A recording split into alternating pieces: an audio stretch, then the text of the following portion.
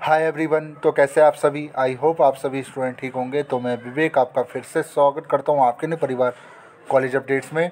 तो देखिए, आज हम डिस्कस करेंगे बीकॉम प्रोग्राम फर्स्ट सेमेस्टर का जो आपका एग्ज़ाम होने वाला है। उसमें एक आपका सब्जेक्ट है, जिस सब्जेक्ट का आपका नाम है बिजनेस ऑर्गेनाइजेशन एंड मैनेजमेंट।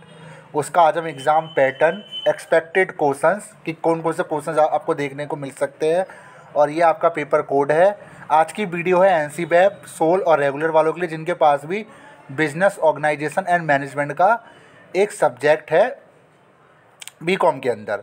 तो वीडियो स्टार्ट करने से पहले अगर आप हमारे चैनल पे पहली बार आए हैं तो चैनल को सब्सक्राइब कर ले, और मैं टेलीग्राम चैनल भी ज़रूर ज्वाइन कर ले। लिंक मैं डिस्क्रिप्शन बॉक्स में आपको दे चुका हूँ।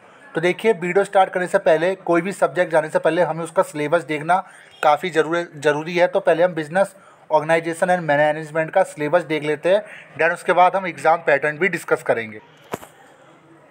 तो पैटर्न डिस्कस करने से पहले हम इसका सिलेबस देख लेते हैं। तो सिलेबस क्या है आपका? अगर मैं यूनिट की बात करूं तो टोटल इसमें जो आपको यूनिट देखने को मिलेगी वो 5 यूनिट देखने को मिलेगी। पहली यूनिट में आपको इसका इंट्रोडक्शन, कि इसका रोल क्या होता है, ई कॉमर्स क्या होता है, आउटसोर्सिंग क्या होता है, सारा कुछ इसमें आपको पढ़ना होगा। देखिए, पढ़ ज़रूर जाना, ठीक है, कि क्योंकि एग्जामिनर क्वेश्चन घुमा सकता है। दूसरी जो यूनिट है उसमें आपको बिजनेस इन्वायरमेंट और एंटरप्रेन्योरशिप के बारे में आपको पढ़ना होगा, ठीक है।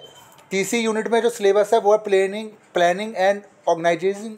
आप इसमें आपको पढ़ना होगा business and corporate level strategies, decision making, ये सारा।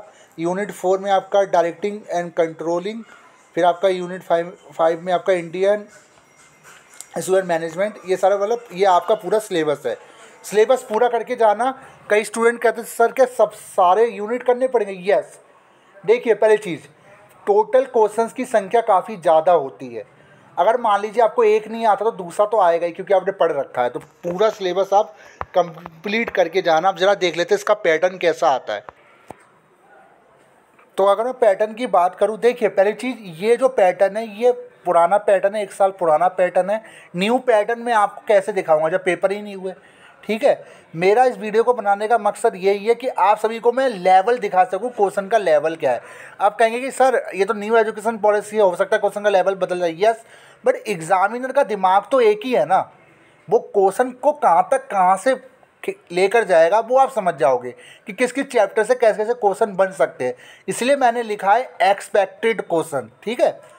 तो अगर मैं नंबर की बात करूँ तो देखिए, सोल के अंदर जो पेपर का जो मैक्सिमम नंबर रहेगा वो 75 मार्क्स रहेगा, और रेगुलर का जो पेपर रहेगा वो 90 नंबर का रहेगा, यानी 90 नंबर का आपका थ्योरी का रहेगा। तो ये सोल के लिए रहेगा। और क्योंकि रेगुलर और सोल के लिए पहले 75 का ही आता था, बट इस बार क्या इंटरनल असेसमेंट की वजह से 70% उनको दे दिया गया इंटरनल में, और आपका 90 नंबर की थ्योरी आएगी।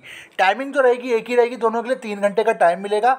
अब देखिए, सारे क्वेश्चंस इसमें आपको करने होंगे, इसलिए मैं आपको बार बार बताता हूँ। कुछ पेपर ऐसे होते हैं जिसमें आपको ऑप्शन नहीं मिलते, सारे क्वेश्चन आपको करने होते हैं।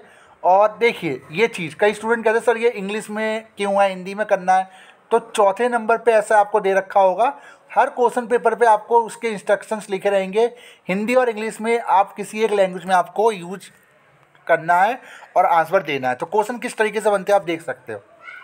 आप क्वेश्चन देखिए वो ये आपके इसी चैप्टर में से पूछे गए हैं। अब देखिए, जहाँ भी और आ जाए, और का मतलब है कि इन दोनों में से आपको एक करना है, या तो ये करना है साथ में, या आपको ए और बी ये पार्ट करना है, ठीक है। दोनों में से एक करना है। तो ये इंग्लिश में है, फिर हिंदी में ये रहे। क्वेश्चन देखिए, क्वेश्चन कैसे बन रहे। मेरा मकसद आपको क्वेश्चन का लेवल दिखाना है, पैटर्न दिखाना है, ठीक है। उसका क्वेश्चन नंबर 2, इसमें भी ऑप्शन है बट सारे करने पड़ेंगे। देखिए, जहाँ भी आपको और आ जाए, और का मतलब है ये में से एक करना है, इनमें से आपको एक चूज़ करना है, ठीक है, क्योंकि दोनों के जो मार्क्स है सेम है, ठीक है। अब देखिए किस तरीके से क्वेश्चन आपके आते हैं। आप क्वेश्चन देखिए, तीसरा क्वेश्चन है, इसमें भी आपको देखिए और करके दे दिया। यानी कि मैं इसीलिए बार बार कहता हूँ, आप सिलेबस कवर करके जाओगे। मान लीजिए मैं सिलेबस करके गया यूनिट 1 और 2 का, अब मुझे ये नहीं आ रहा, क्योंकि ये जो क्वेश्चन बने हैं ये क्वेश्चन बने हैं मेरे यूनिट 4 और 5 में से, मैं तो पढ़ के नहीं आया। अब जिसने यूनिट 4 और 5 भी पढ़ रखा होगा वो इनमें से चारों में से किसी भी दो को आराम से दे देगा। एटलीस्ट आपको 4 में से 2 तो आते ही होंगे ना, इस पार्ट में से या इस पार्ट में से, ठीक है। फिर आपका चौथा क्वेश्चन देखिए हिंदी वालों के लिए। चौथा क्वेश्चन कैसा आता है आप देख लीजिए। अब क्वेश्चन देखिए, पहले लेवल देखिए, इससे बाहर कुछ नहीं जाएगा। देखिए इस तरीके से क्वेश्चन बनता है इस वाले सब्जेक्ट में। जितने भी रेगुलर वाले हैं, न्यू स्टूडेंट हैं, सोल वाले हैं, देखिए पिछले साल भी हमने डिस्कस किया था और आप विश्वास नहीं करोगे, स्टूडेंट ने कहा था सर हाँ ऐसे ही क्वेश्चन हमारे बने थे एग्ज़ाम में, ठीक है।